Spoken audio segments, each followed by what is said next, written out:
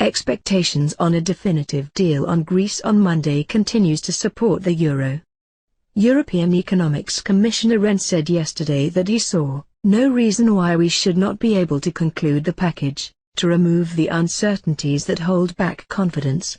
Rehn hailed that Greece had already taken the reforms that it committed and it's time for the international creditors to deliver their part of the bargain. Greek Prime Minister Samaras said he's not worried about the delay of the release of the bailout fund. But he said that every day that goes by without a decision will burden the economy, its psychology, its markets and citizens and Greeks' pride.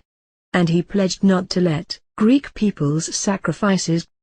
Also, in Europe, EU officials failed to agree on the budget plan for 2014 to 2020. Germany's Chancellor Merkel concerned about spending and stated that it should not be too high in times of budget consolidation in all of Europe. British Prime Minister David Cameron said that it is quite wrong for there to be proposals for this increased extra spending in the EU. So we are going to be negotiating very hard for a good deal for Britain's taxpayers.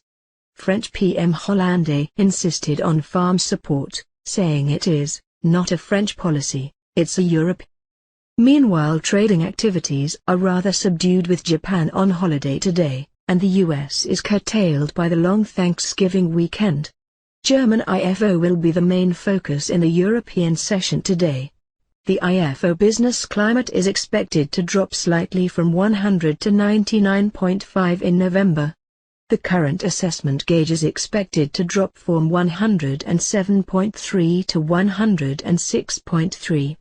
The expectation gauge is expected to drop from 93.2 to 93. Germany will also release the third quarter GDP final, which is expected to be unrevised at 0.2% quarter-on-quarter.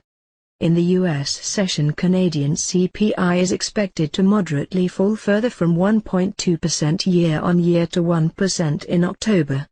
Meanwhile, core CPI is expected to drop from 1.3% year-on-year to 1%.